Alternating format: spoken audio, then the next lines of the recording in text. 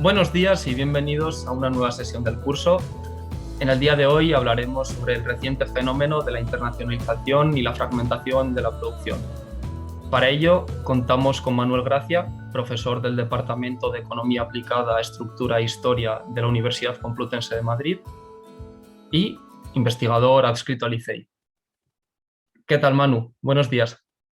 Hola Miquel, buenos días. Un placer estar aquí con vosotros dando mi opinión sobre las cuestiones que me plantees en este aniversario del curso de Desarrollo y Cooperación. Por ponernos un poco en contexto, podemos decir que hace ya varios siglos que las relaciones económicas trascendieron la escala nacional y se empezaron a articular de manera global o internacional. Sin embargo, la internacionalización de la producción es un fenómeno bastante más reciente y concreto. ¿En qué época se comienza a dar? Y, sobre todo, ¿cuál era la forma de transnacionalización más frecuente en sus orígenes? Bueno, pues yo en primer lugar señalaría que esta cuestión de la novedad del concepto no es algo que sea tan claro, ¿no? Porque si bien, como señalas, la transnacionalización de la dimensión productiva en sí misma, pues podemos vincularla con tendencias recientes, en verdad la internacionalización del capital en sí mismo pues es algo, podríamos decir, consustancial, ¿no? A los propios orígenes del capitalismo, en el sentido un poco pues, de una pues casi condición orgánica del propio capital, ese crecimiento y esa expansión. Sí que es verdad que estas formas de expansión y de interrelación de espacios nacionales pues se han constatado, o se han materializado en distintas relaciones y, como tú dices, con protagonismo diferente pues, de sectores y países en función de la época. En cierto modo, podemos ver esa primera época pues vinculada quizá más en los inicios con relaciones de tipo comercial, en esa división internacional del trabajo pues más clásica, en donde en cierto modo eran o se reflejaban esas relaciones en la esfera, como digo, comercial, de los intercambios entre países, pero en cierto modo podríamos considerar que formaban parte de procesos productivos conjuntos, en el sentido en el que había un aprovisionamiento de insumos necesarios, ¿no?, para producir esas mercancías, y que por lo tanto pues formaban parte un poco de ese sistema de producción mundo, ¿no?, o internacional, si lo queremos llamar así. Es cierto también que este concepto de la transnacionalización de la producción vinculado con empresas concretas, con empresas transnacionales, si bien adquiere ahora una naturaleza y un volumen pues, diferenciador con otras épocas, pues también encontramos experiencias similares en otros periodos históricos, ¿no? Se suele pues, señalar estas grandes empresas históricas, ¿no?, vinculadas con esas colonias, pues desde la African Company, la Compañía India, en fin, multitud de experiencias previas que ya daban cuenta de esa idea pues, de expandirse a otros territorios, de empresas de gran tamaño y en búsqueda pues, de o bien de insumos o control, digamos, de territorios. Sí que es verdad que ya, pues ya un poco en el periodo de entreguerras, ¿no?, fundamentalmente a partir de la Segunda Guerra Mundial, esta cuestión cambia de manera trascendental. Cambia y se empiezan un poco a tejer esas cuestiones que nuestra mente puede vincular más hoy con la transnacionalización del capital, en el sentido fundamentalmente de la inversión extranjera directa, ¿no? Este concepto pues que suele remitir a esa inversión que realiza una empresa matriz en otro país, que lo realiza por distintos motivos, bien puede ser por búsqueda de esos insumos, ¿no?, como señalábamos en la etapa anterior, pero puede ser también por estrategias de ampliación de mercados, puede ser por ampliación de participación en otros sectores diferentes. Como digo, esto es lo que un poco nuestra mente remite a esa idea de la transnacionalización, en el sentido de un control de capacidades productivas concretas y vinculadas a esta dimensión productiva. En esta época, pues bueno, pues es fundamentalmente una transnacionalización comienza a acelerarse desde el punto de vista manufacturero, ¿no?, es decir, de desplazamientos de capacidades manufactureras a otros territorios y de manera, pues podemos decir ya quizá acelerada, ¿no?, a partir ya de los años 80, pues en un fortalecimiento de esas interdependencias entre territorios y cada vez más entre sectores diferentes. Claro, esto, como digo, es lo que, lo que solemos tener en mente, ¿no?, cuando hablamos de transnacionalización, ese sentido del control, de la propiedad, en un contexto pues, que remita a empresas de gran tamaño, a esas empresas que intentan bien controlar segmentos anteriores o bien posteriores de su proceso de producción, pero esta realidad se va transformando de manera notable en las décadas, podríamos decir, más recientes, ¿no? Lo que vivimos en los últimos años es que esa transnacionalización del capital se acelera por diversos motivos, tecnológicos, de transporte, por aceleración de procesos de integración regional y con todo lo que ello implica. Y al final, pues podemos decir mayor facilidad, ¿no?, para la movilidad de los procesos productivos. ¿Y qué ocurre con la idea de la inversión extranjera como control? Se va diluyendo. Se va diluyendo por diversos motivos. En primer lugar, porque en esta etapa se fortalece esa interdependencia entre lo productivo y lo financiero. No estamos ya en empresas que, digamos, controlan en sí mismo todo el proceso, pero sí que esa tendencia de aglomeración del capital se fortalece. Y se fortalecen los vínculos entre sectores, distintos sectores productivos, y empresas de carácter, podríamos decir, productivo y también financiero. Es esta época en la que las estrategias de rentabilidad ya no están pensadas exclusivamente en los espacios nacionales, sino que por naturaleza son estrategias de carácter pues, global. Claro, en este contexto, la primera cuestión importante es que la inversión extranjera directa pierde capacidad explicativa de esa transnacionalización. Primero porque lo financiero, podemos decir que contamina la variable que a priori nos servía de aproximación de transnacionalización de capacidades productivas, es decir, esa inversión extranjera directa como reflejo de ese control productivo. Y lo hace pues porque bueno, hay criterios de contabilidad y se considera control a partir de cierto volumen de acciones. En esta época, a partir pues, de 70, 80 y los años adelante, la cuestión de los mercados de acciones se complejiza, crece en volumen, crecen los vínculos entre grupos. Por lo tanto, ya esta inversión nos dice menos, ¿no? Solamente hace falta ver, pues a modo, a veces, de sorpresa, pero en el fondo, en mi opinión, evidencian un grave problema. Decía ver los principales países receptores de esa inversión. Insisto, de esa inversión que a priori vincularíamos con producción. Y vemos pues, paraísos fiscales, ¿no?, que están posicionados como principales receptores o emisores de esa inversión, lo que, como digo, es un reflejo de esa contaminación de lo financiero, podemos añadir, y de la evasión fiscal en el conocimiento de lo productivo, ¿no? ¿Solo cambia la relación con lo financiero o también encontramos otros cambios en la producción? En lo que es la organización de la producción en sí misma, es decir, cómo se organizan los procesos, qué parte de los procesos están dentro, digamos, de una fábrica, ¿no?, en sí mismo, cuánto se produce en su interior, pues se va también atomizando, se va fragmentando. Las estrategias de internacionalización se van ampliando y ya no solamente esa idea de buscar un nuevo mercado o de buscar un nuevo insumo, ni tampoco de controlarlo desde el punto de vista de propiedad, sino que se van expandiendo pues, todas estas estrategias de externalización de partes de la actividad productiva que vemos de manera pues, clara, ¿no?, pues, cuando una empresa industrial externaliza, por ejemplo, pues, servicios de limpieza, ¿no?, por poner el caso más claro, por una, pues, digamos, resultado contable de esa estrategia, parte de esa actividad pasa al sector servicios, ¿no? Ahí ya tenemos que una decisión de estrategia empresarial cambia, nos transforma ya la contabilidad nacional, ¿no?, o la contabilidad de esta empresa en concreto, si nos referimos a ella. Y del mismo modo, ¿no?, el aprovisionamiento, los proveedores, pues de ser o de estar cercanos y de estar en un contexto más o menos conocido, a expandirse geográficamente a otros territorios y, como digo, complejizando esa identificación del proceso productivo.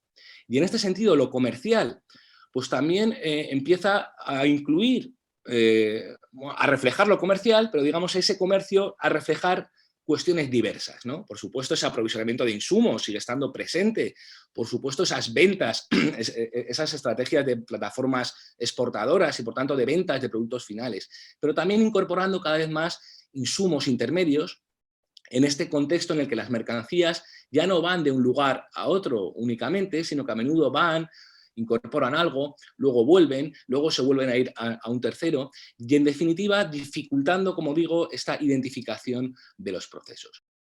¿Podrías poner algún ejemplo de esta dificultad en la identificación?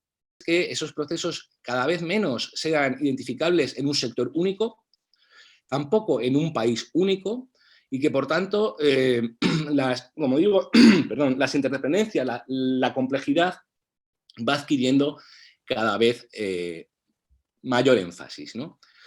Esto está muy claro en esa transformación que hemos asistido en las últimas décadas en los procesos de industrialización de la periferia. Este tránsito de la división internacional clásica a lo que se ha denominado la nueva división internacional del trabajo nos trae o nos ha traído elementos novedosos también en lo que podíamos entender el desarrollo económico pues, clásico, en el sentido en el que hemos asistido a países periféricos que se industrializan, pero que no por ello o no necesariamente se desarrollan en los términos en los que pues, las teorías clásicas nos podrían decir sobre los círculos virtuosos de procesos de industrialización. Claro, esto en un contexto de crecimiento, como digo, de grado de apertura, procesos de liberalización, hace que esta dimensión externa pues, sea cada vez más, en estos países periféricos, más importante en el sentido de mayor orientación de esos procesos productivos internos hacia lo exterior, y en el otro lado de la moneda más dependiente, en el sentido de mayor concentración de lo que ocurra a nivel país en la explicación concreta de un sector específico, de una estrategia concreta, y que por tanto sea más difícil establecer esos vínculos, ¿no?, entre el impacto de la inversión y los procesos de desarrollo interno. Bueno, ya tenemos un contexto general bastante amplio para las siguientes. Ya hemos localizado el tema y sus implicaciones. Y en relación con lo que comentabas, utilizabas términos como periferia, como industrialización, como dependencia incluso. Hay una cuestión muy importante relacionada con esto, que es la relación que tienen las transnacionales con el desarrollo. ¿Cuáles son las principales posturas al respecto? Bueno, pues esto efectivamente es un debate clásico, ¿no? Es decir, el impacto de la inversión en el desarrollo. Y yo diría que es un debate que en mi opinión no tiene una fácil respuesta, ¿no? Porque tenemos ya décadas, ¿no?, de experiencias de este proceso y tenemos constatación de resultados pues, desiguales en términos del sector concreto, de las zonas geográficas, es decir, países pues, de mayor o menor grado de desarrollo, en función de la estrategia concreta que lleva esa empresa. Por ejemplo, si lo busca como plataforma exportadora o para orientación del mercado interno, en función de los impuestos que pagan estas empresas o de los incentivos para su atracción, en función de la necesidad de mano de obra, de su mayor o menor cualificación. Es decir, al final, lo que estos debates o las dos posturas más claras sobre esto, vienen marcadas por esa capacidad de la inversión de establecer vínculos internos y, por tanto, de fomentar, de estimular el desarrollo interno, o si, por el contrario, no consiguen esa penetración con el sistema productivo interno, se quedan en situación de enclave, apartadas, y, por tanto, esos beneficios son menos claros.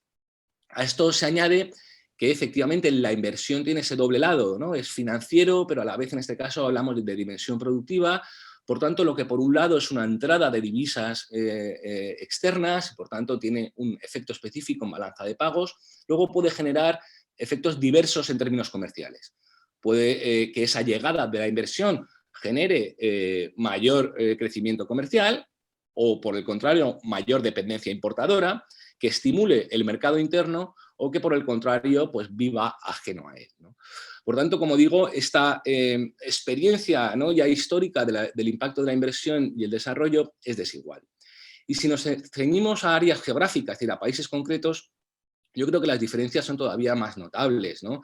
conocemos la realidad evidente, ¿no? y dramática que todavía experimenta, pues en general, el continente africano, podríamos decir casi en su totalidad, países concretos de América Latina, que ya llevan décadas, ¿no?, experimentando esta recepción de la inversión y que, sin embargo, esos vínculos o esos efectos no están tan claros, ¿no? Conocemos también los vínculos, la economía no es algo aislado y por tanto hay vínculos, pues, entre sociedades, ¿no?, entre élites económicas, vínculos con conflictos también en diversos países. Por lo tanto, como digo, esta implicación pues es desigual. Y es desigual, desde luego, comparando experiencias africanas y de América Latina, y por supuesto comparándolas, pues, con la gran región, ¿no?, que ha experimentado el crecimiento manufacturero, que ha sido Asia en las últimas décadas, ¿no? Aquí yo creo que los efectos son diversos, y son diversos entre países y como digo, entre sectores, pero que en cualquier caso, todos ellos, bien sean de un punto de vista negativo o positivo, lo que nos lleva es que a este crecimiento de las interdependencias entre países y entre territorios, pues de manera acelerada, que complejiza, como decía anteriormente, esa identificación de los procesos y en consecuencia también de sus efectos, ¿no? Aquí, en esta nueva época de desarrollo de la literatura de cadenas globales de producción, lo que nos encontramos es que la concreción de la propia cadena, de las relaciones entre empresas, de su impacto en términos comerciales, depende, si antes decía en función de los sectores o territorios, podríamos decir que casi de la organización específica que adquiere empresas concretas en sectores concretos. Por lo tanto, como digo, es una respuesta quizá ambigua, pero como te digo, sería atrevido por mi parte dar un diagnóstico único, ¿no?, y general del efecto de la inversión en el desarrollo. Queda claro entonces que no se puede dar una respuesta unilateral e inequívoca de la relación entre las transnacionales y el desarrollo. Has utilizado un término en esta respuesta que es muy comúnmente usado en toda la literatura que tiene que ver con la fragmentación productiva, es el término de cadenas. En las últimas décadas, de hecho, hemos asistido a un proceso de deslocalización y fragmentación productiva a nivel mundial. Y en concreto, ¿a qué nos referimos con el concepto de cadenas? Bueno, pues al igual que señalaba anteriormente con la cuestión de la inversión y de la transnacionalización, este concepto de cadenas tampoco está claro en mi opinión. Es decir, es cierto que su uso se ha extendido en los últimos años, pero creo que todavía hay un debate, ¿no?, sobre la definición concreta de los términos y también de la novedad del propio fenómeno.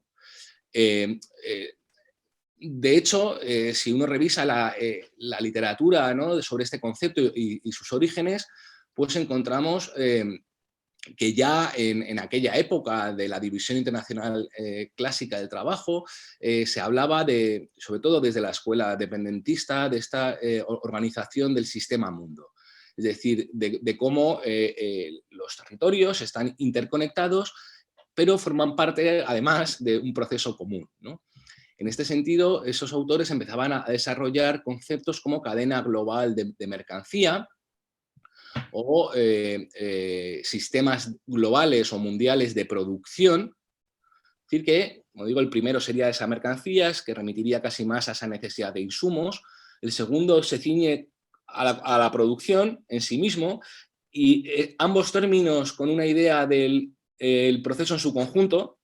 Es decir, es un proceso sostenible, cómo se articula, es divergente con el paso del tiempo, pueden crecer todos de la misma manera, ¿no? Apuntaban un poco a esa idea de la articulación en su conjunto. Y como digo, más recientemente se ha venido acuñando y consolidando el concepto de cadena global de valor. Valor que conocemos que es un término, pues, digamos, por lo menos controvertido dentro de la teoría económica, pero que además, casi de manera, pues, automática, estos estudios han ido centrando no tanto en esa totalidad de la cadena en su conjunto, sino al análisis de los eslabones concretos. Es decir, tú en concreto, ¿qué actividad ocupas? Y por tanto, esa actividad específica, ¿qué efectos puede generar en tu territorio? Es por ello que este concepto se ha ido vinculando cada vez más a estudios de desarrollo, ¿no? Precisamente cuando comentábamos antes el vínculo de inversión y desarrollo, bueno, pues en torno a este concepto de cadena global de valor, ¿qué posibilidades, qué tengo que hacer para ascender posiciones en esa cadena, ¿no? Que esto es otra cuestión que no hemos comentado anteriormente. Al final, toda esta transnacionalización, bien sea en una época o en otra, bien sea con unos términos u otros, remiten todos ellos a la idea de que el espacio productivo mundial, en este caso, está articulado por distintas posiciones o formado por distintas posiciones que se articulan, pero además de manera jerarquizada. Es decir, esa articulación no es homogénea para todos. Hay posiciones diferentes y, por tanto, impactos diferentes. Y, como digo, buena parte de esta literatura de cadenas globales de valor se viene a preguntar cómo puedo yo ascender posiciones en esa cadena, cómo puedo al final ganar puestos en esa jerarquía. Por lo tanto, como digo, es un concepto extendido, pero que en mi opinión requiere todavía de reflexión y de debate, pues para saber de qué estamos hablando en concreto y poderlo vincular con unos enfoques teóricos u otros. ¿Cuáles fueron los elementos para que se diera este proceso? Bueno, yo diría que hay varios. Hay primero, como señalaba, una tendencia general a la transformación de la propia concepto de la producción, ¿no? Es decir, esta idea del adelgazamiento de las empresas, de la externalización de procesos, que, bueno, que remite o que apunta en cierto modo a esta extensión a nivel global de lo que se conocía o se conoció originalmente en el sector automotriz como esos modelos de producción justo a tiempo, ¿no?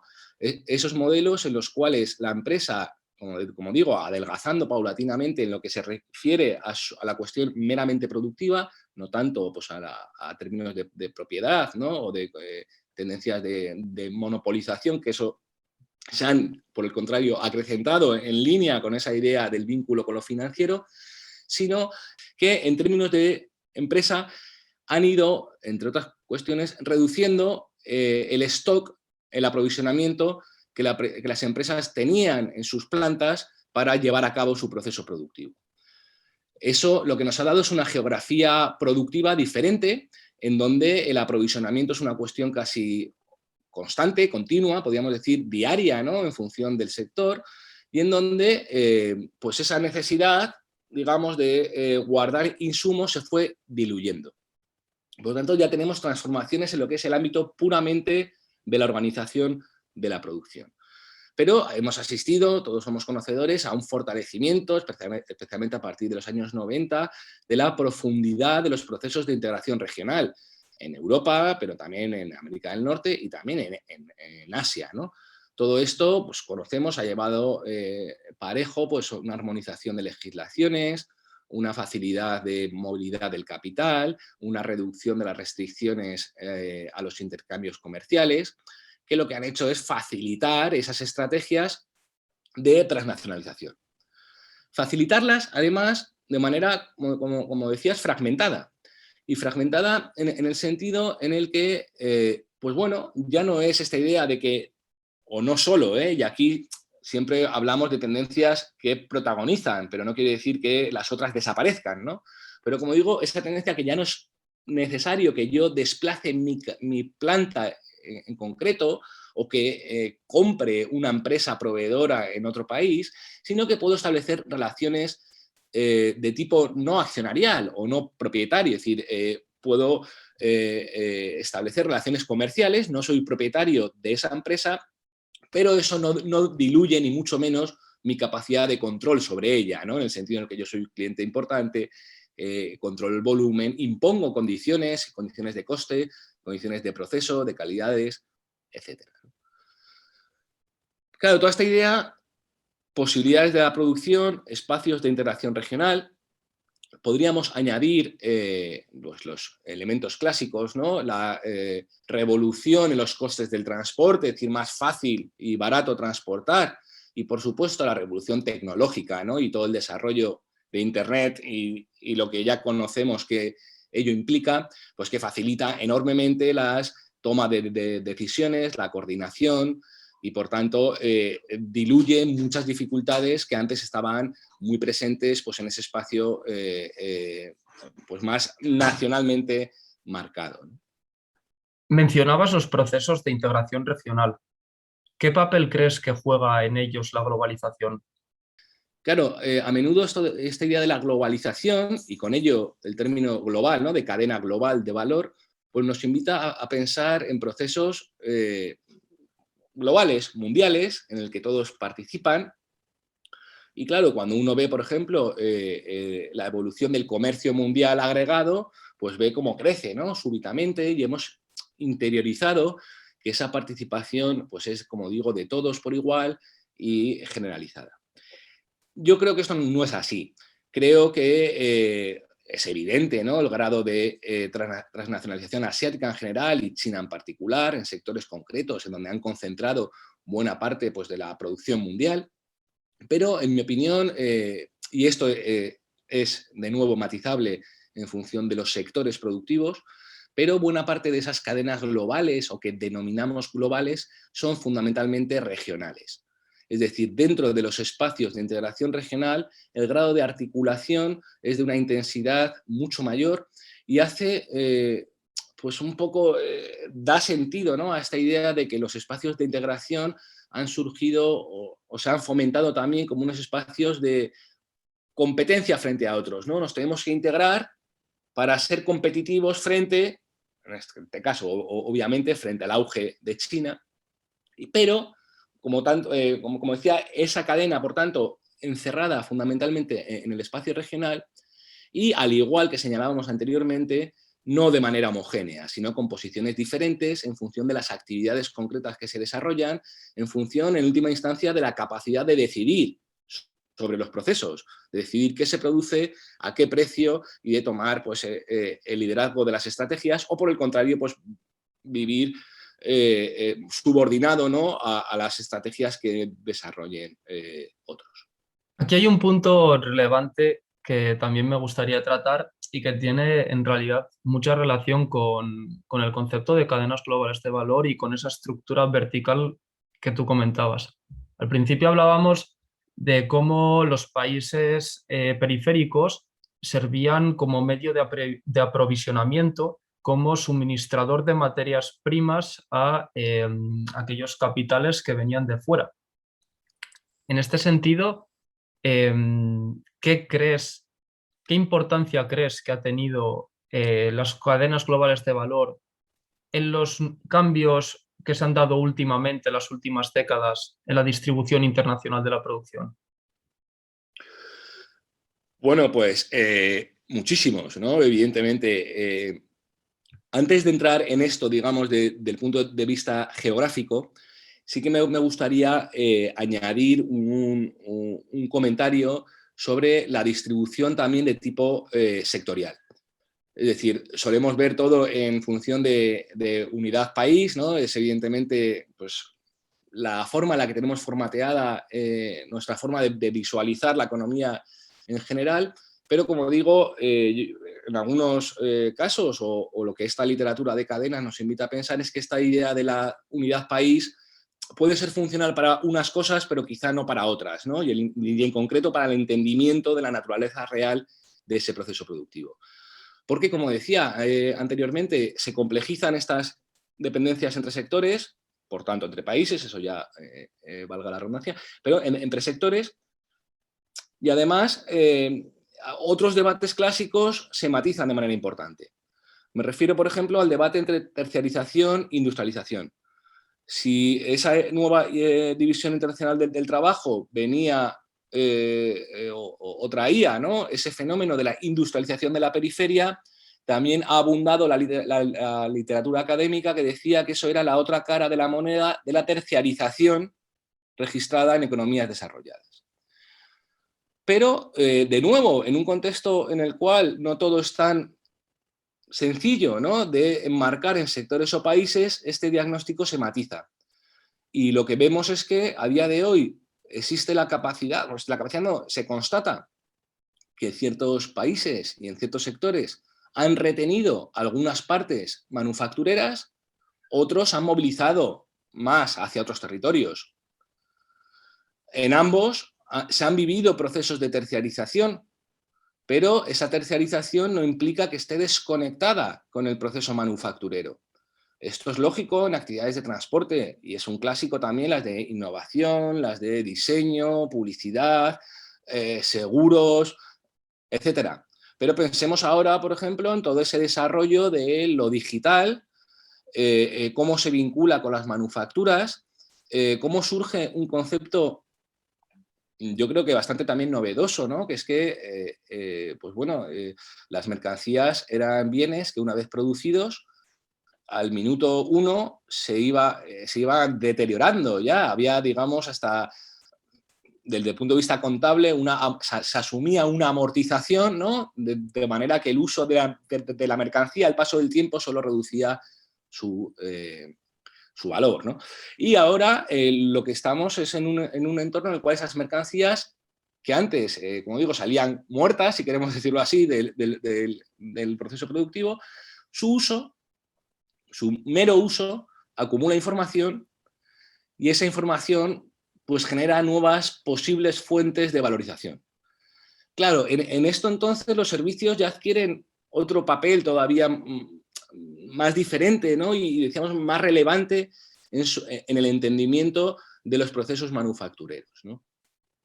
Claro, ¿todo esto qué hace? Pues que al responder a tu pregunta sea difícil, en el sentido en el que podemos ver claramente procesos de movilidad de países centrales o desarrollados, ¿no? A países periféricos o en desarrollo, pero en buena parte de esos sectores, buena parte de los procesos se habrán mantenido cercanos, ¿no? A ese país que anteriormente era el emisor de la inversión, ¿no? Pero bueno, en términos geográficos no hay duda, ¿no? Asia ha sido el desarrollo, ¿no? Evidente. China fundamentalmente, pero no solo China. No solo China, o por lo menos digamos que el diagnóstico que podíamos identificar en los años 80, 90 se ha transformado de manera notable. Porque si bien podemos identificar un periodo de estrategias en búsqueda de abaratamiento de costes, en donde países con mucha mano de obra y de bajo coste pues eran un atractivo, ¿no? Evidentemente, para esa inversión, lo que por cierto nos podría llevar de nuevo al debate sobre impacto en el desarrollo, ¿no? Y efectos dinámicos y si esa inversión incentiva los aumentos salariales o no, etcétera. Pero decía, además de eso, o junto a eso, China ha desarrollado importantes capacidades propias, ¿no? En las últimas décadas, en sectores avanzados tecnológicamente. Es una potencia tecnológica, ¿no? Lo cual pues, la sitúa en una posición diferente, ¿no? a estas tipologías de periferias industrializadas que veníamos comentando. Y además tendemos a pensar, yo creo que de manera equivocada, dos cuestiones, ¿no? La primera, que hubo un desplazamiento masivo hacia Asia, que todo se fue a Asia y por tanto dejamos de producir aquí para pasar a producir allí todo, lo cual yo creo que es una exageración del fenómeno. Y del mismo modo, China como la fábrica del mundo. Y yo creo que en esta realidad compleja eso es un diagnóstico insuficiente. Porque de manera creciente no es China y su articulación con otros países de la región. De manera creciente no son empresas occidentales, podríamos decir, pues si queremos las inglesas en el 19, las americanas y posteriormente, ¿no? Y luego las europeas, y entonces ahora son las chinas. Bueno, son las chinas que fueron, pero la propia transnacionalización asiática en la región está generando pues también, ¿no? Industrializaciones en otros países en la línea de esa articulación de carácter regional de las cadenas. Pues muchas gracias, Manu, por tus tan interesantes explicaciones y hasta pronto. Muchísimas gracias a vosotros. Nos vemos.